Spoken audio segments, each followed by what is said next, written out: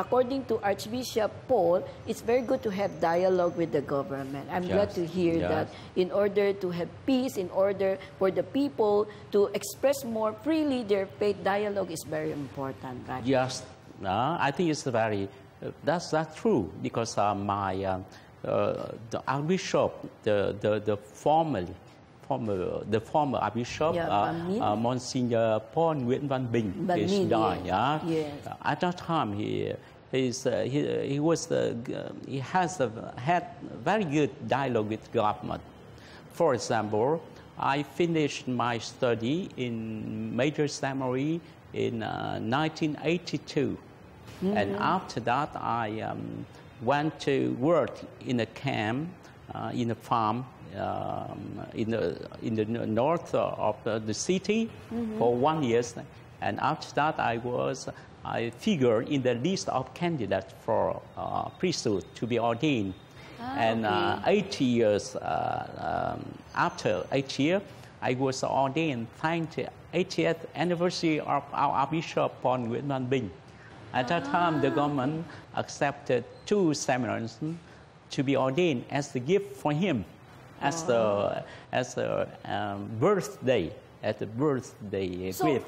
The late Archbishop Minh must be a holy person for the government to respect him, right? Yes, because I think he worked so hard to open communication for the Catholic faith. You know, so that's very interesting. And also, you said you work in the north. In a farm, in a farm for 1 year. Why do you have to go there when you are already migrated in the south? Because at that time there is the program. After finishing our study in Major Seminary, on seminary, we pass 1 year to work in order to share with all the people, on the poor, how to work hard, not many always intellectual work, but the labor work. So, and after that, and each year, and some seminarians were accepted to be ordained. So they at that time. So at the beginning, so I would like to say that the dialogue is progress is very, very good.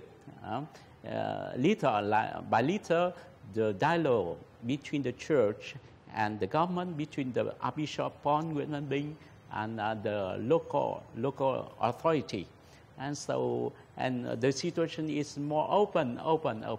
I think because now I understand why. When you told me you work in the farm for 1 year as a program for those who finish the media, and I think the government saw the sincerity in the church to work hand in hand with the government, and also saw that the church is also agree with the government that you have to help the poor, you have to work for the poor. I think that exposure make them, feel that, the church is our friend. They are not our enemy at all. I think this is a very good step undertaken by the Archbishop Minh. I'm so happy you tell me that this is a very good example for the people to hear.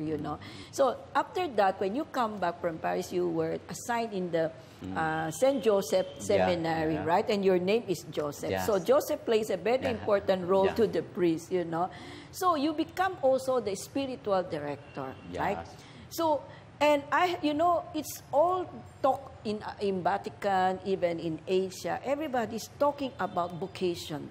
And they will say, Vietnam, the vocation there is very, very much alive. That, and true, when I was here a month ago, I saw young people, like in the congregation, the Blessed Sacrament. They look very nice. They look very cheerful, So I said, it's really true. They are very much alive.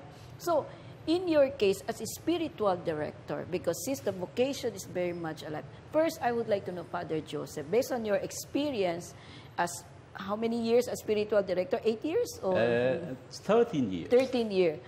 What is the greatest influence or asset that, why is it that the vocation is very much alive here in your country, especially to the young people? What is there? That is concretely, that is the Jesus in the Bible and the Jesus in Eucharist. And in theological word, that's the Jesus is listened is heard in the Bible, and Jesus is seen in Eucharist. Okay. And for me, as spiritual director, so the very important that is the Eucharist, sure, but we have to prepare to participate in the Eucharist. That is in the evening either, and the seminarians have to prepare for meditation the next day.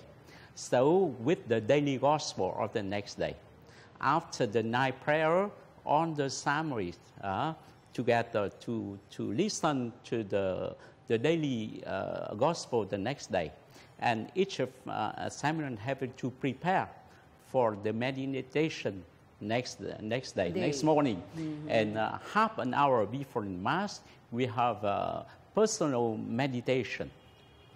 So it's important, and after that we participate in the Mass, and with the liturgy of the Word of God. It's important, and the second part is the Eucharist, and with the good preparation on the evening, the eve, and the half an hour of meditation, personal meditation before Mass, and after that the Mass. So I think that the full, that's for me, is that Jesus is very important, and Jesus in the Bible, in the Word of God, and Jesus in Eucharist. And for me, that is the essential point in formation. Okay. And in short, what is the formation? Formation, priestly formation, is to be transformed, to be configured to Jesus Christ, and by the Word of God and by the Eucharist. And to be priest is to form. Information, priestly formation, is to help the seminarians to know Jesus Christ, to love Him, and to follow Him. And after that, help the other to know Jesus Christ, to love Him, and to follow Him. That is the priest, diocesan priest. That is a spirituality of diocesan priest. It's important how we have to know Jesus, to encounter with Jesus, to love Him, to follow Him. And after that, with this real experience, the priest will help others to know Jesus. That is very important. No wonder it's very much alive in your country, because right then and there, as early as the exposure of the seminarian here, they really already understand what is their role as a priest, what is this vocation all about. And young people, they are influenced by the world, by all the values of the worldly values, and information, how to transform and to guide seminarians with the gospel value. That is the big challenge.